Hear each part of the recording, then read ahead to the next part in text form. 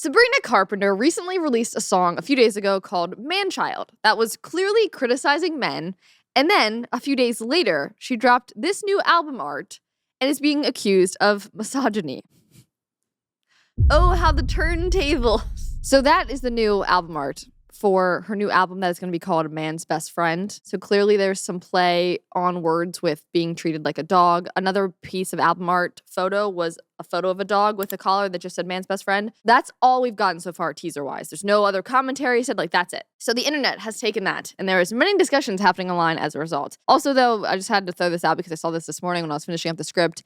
This is a new photo from Rolling Stone because the second that her new album art dropped, so did this photo, and this is a new cover photo of Rolling Stone that basically looks like Playboy. But this is normal on Rolling Stone, I guess. Also, AOC was mentioned on that cover, so that tracks with what Rolling Stone is all about these days. Both of those. Really trolling the men with these, as she so loves to do, because men are not happy about this at all. Oh, that's terrible. It's funny because women wanted the sexual liberation, the sexual freedom so badly. They got it. Now women post about it, and those same women are suddenly upset. Oh, how the turntables. We're going to get into that. But here are what some of the comments said, because people just saw it and something just wasn't quite right. They didn't like it. I get the album might not be about how the album cover looks, but this still gives off not the right vibes even so. It's not too late to change the cover. Even if this is satire, it's so tone deaf and demeaning. I just said, oh. Streets is saying you need to get up, mamas. That comment just made me laugh. Someone else said, it's giving Bonnie Blue vibes. Is it? Interesting. Someone else said, no shade, but y'all can't keep pretending that she doesn't do this for the male gaze. She doesn't. It's female empowerment, guys. Purely female empowerment. No man is pleased by seeing this. Oh, I'm bummed. Another person said, promoting oral sex to a primarily underage audience. I stand her, but this isn't okay. The girls are listening to her music, like the young girls, because they like her music. It's catchy. Yeah. So how could, as a parent, you be like, oh, don't listen to this. Don't be a fan, because it's just good music, you know? But then it's like all of this. Right. The 20-something pop stars are what the 13-year-old girls listen to. That's how it's always been. Typically, they're not acting like this. Right. Yeah, I guess parents just got to do their research a bit more, but it's like, then who else do they listen to? Like, she's one of the top pop stars right now. And I'm sure she has a lot of kids in her audience. Yeah, for sure. And, like, doesn't care because she just like, well, I'm not for them. Like, but be aware that they're there. I mean, this is nothing new with how she acts, what she does, what she wears. Like, this is kind of her thing, oddly enough, which is why the whole girl empowerment thing conversation is very interesting to me about specifically Sabrina Carpenter. At her concert, she literally reenacts, like, sex acts with her male dancers. That's a thing. Like, don't send your young children to her concerts. But as we were just talking about, unfortunately, young girls are a large demographic of who's consuming her content. And we know that. I mean, it's obvious. She's one of the top pop stars in the country, in the world, frankly, right now. Someone else said, I understand that Sabrina Carpenter's new album cover is supposed to be a satirical, tongue-in-cheek way to highlight how poorly women are treated by men in society, but the men who are going to see and engage with it are too stupid and porn-filled to extract that nuance from it. You know, I don't think they're going to care about the nuance because what they're receiving are these photos. So unfortunately, if she's trying to make a critique about men or how they're treating with women, like, that photo is not communicating the powerful message that she thinks it's going to. Another person said, the album cover was literally to grab the attention of most men, but the album itself is going to be a girl power type of album. Okay, so you're guessing, and it did grab the attention of men, but it's for the girls, so that doesn't fully make sense.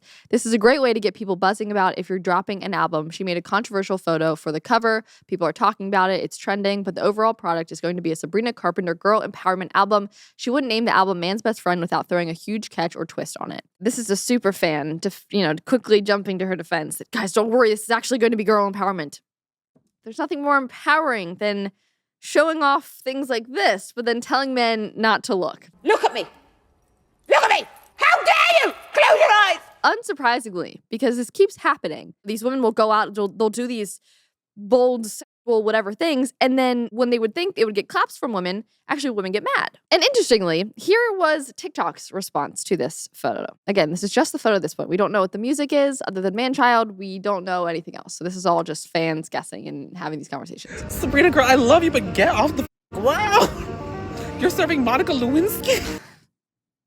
Yeah, girl, stand up, get your balance back. You should also be taking Balance of Nature because it's healthy. And everyone needs that in their life. Because with Balance of Nature fruits and veggies, there has never been a more convenient dietary supplement to ensure that you get a wide variety of fruits and veggies in every single day with 31 different whole fruit and vegetable ingredients. Balance of Nature takes fruits and veggies, they freeze dry them, turn them into a powder, and then put them into a little capsule. Then all you have to do is take your fruit and veggie capsules every single day, and your body knows exactly what to do with them. When I'm super busy, I don't always have time to meal prep or to eat a well-balanced diet, especially when I am up late at night writing these stories that I just saw at freaking midnight last night because it's just posted. But thankfully with Balance of Nature, I can consume those important ingredients every single day, regardless of how bizarre my diet is by the end of the day. So if you guys want to give Balance of Nature a try yourselves, you can go to balanceofnature.com and use promo code Conrad for 35% off your first order as a preferred customer. Plus you get a free bottle of fiber and spice. That's balanceofnature.com, promo code Conrad today. Get healthy. Now let's go back to talking about the filth on the internet.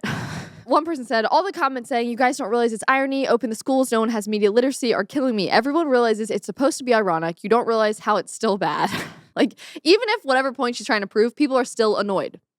In this political and social climate, it was a bad choice. Because Trump's the president, I guess. It's always political. Before you come for me, I'm going to preface this by saying I am a Sabrina Carpenter fan, but we have got to talk about this new album cover. This entire spiel is just my personal hot take on the situation, but just to specify my own qualifications, I am a feminist writer who tends to focus on reproductive rights, sexual violence, and the hypersexualization of youth. I want to start this out by saying I personally believe in women gaining full social autonomy, which to me is the idea that women deserve to have jurisdiction over their own decisions, as well as be able to express themselves freely, socially, and culturally in a way that is not harshly scrutinized. Okay, pausing that just to say that's the feminist take. Okay, so that makes sense. I hear that from a feminist, and that's what they've been saying.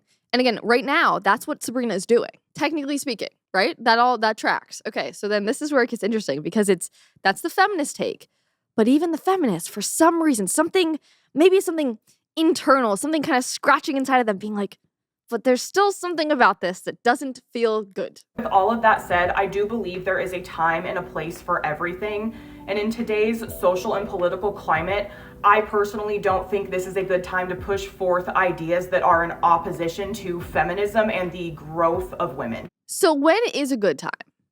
Like, you just said the first half, which was, you support women doing their own thing, all of that. Now a woman is out there doing her own thing, but you're like, but now's not a good time. Why? And when would there be a good time? Like, when is a woman just getting on her knees, showing it all to the world, like a positive, good thing for society? That's not where she goes with this, and I'm not going to play the rest of this video because it goes on to other conversations, but I wish that was the conversation. When?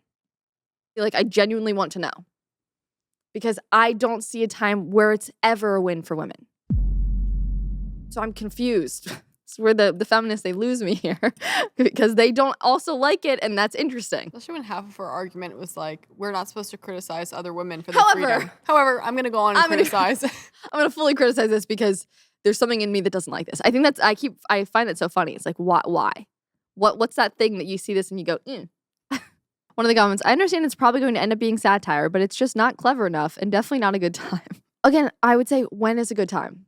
That's my question without response. While I agree, it's not a good time ever, though. Not because of the political climate. No, just because it's not good for women. But eventually, I started to see some women actually addressing the fact that this is the reality that they've created. So some of them were kind of self-aware enough to pick up on this. And they said, yeah, people are really going so backwards. God forbid the only thing a woman sings about isn't just women empowerment. Like, maybe we just want to express ourselves. You don't have to find it hot or appealing, but you don't have to call them anti-feminist for doing something feminism has literally pushed us to have. And then one of the creators who was agreeing with this responded and said, yes, women literally fought for sexual liberation. They did.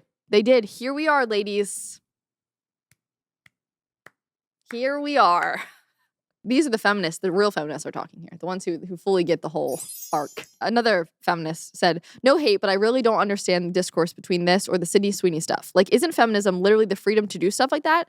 It's like, who says it's like, you can remove the like out of a comment. It's like, I just feel like you can be a star and still be a feminist type of thing, if that makes sense. It does make sense, actually, Ray. I get what you're saying because that's what I've been saying this whole time. That is what feminism believes. Therefore, they should be celebrating it. But for all of those women who see this and cringe, could it be that intrinsically they are even minutely aware of the fact that our choice to hypersexualize ourselves will never lead to the sense of freedom and empowerment that they claim it will lead to. Being empowering or having power is about demanding respect. I don't know who thought this would do that, but it doesn't. Some women, like Sabrina Carpenter, think this is some kind of burn on guys.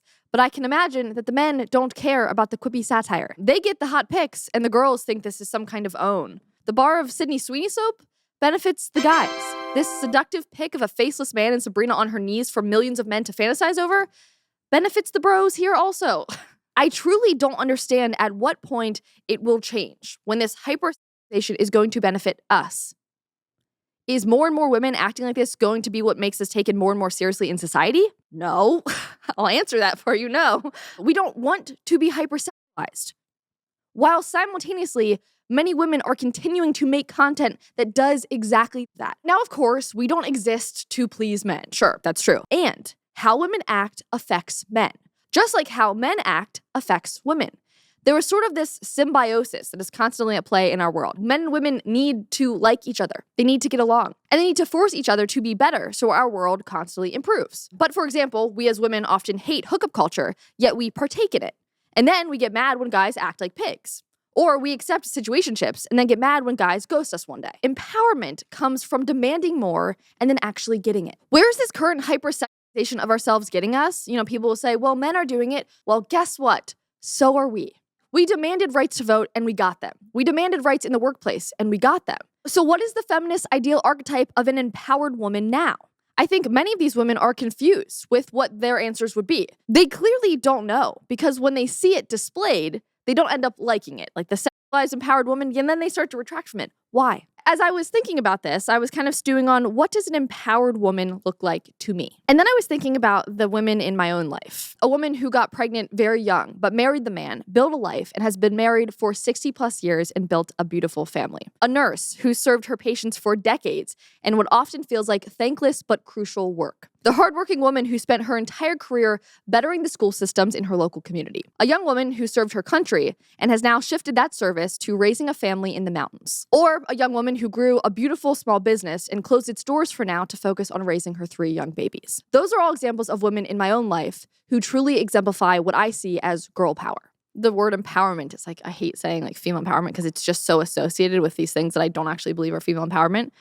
And that's why I was like, so what does that look like in my life? And what do I want that to look like for other young girls? For all of you who are watching this and made it to the end, what does that look like in your life? Who are the women who actually exemplify female empowerment in the truest and best sense of the term? So tell me about them in the comments below. I'll be in there reading them and talking to you guys because I think this is a very important, interesting conversation to have. So let's chat and see you next time.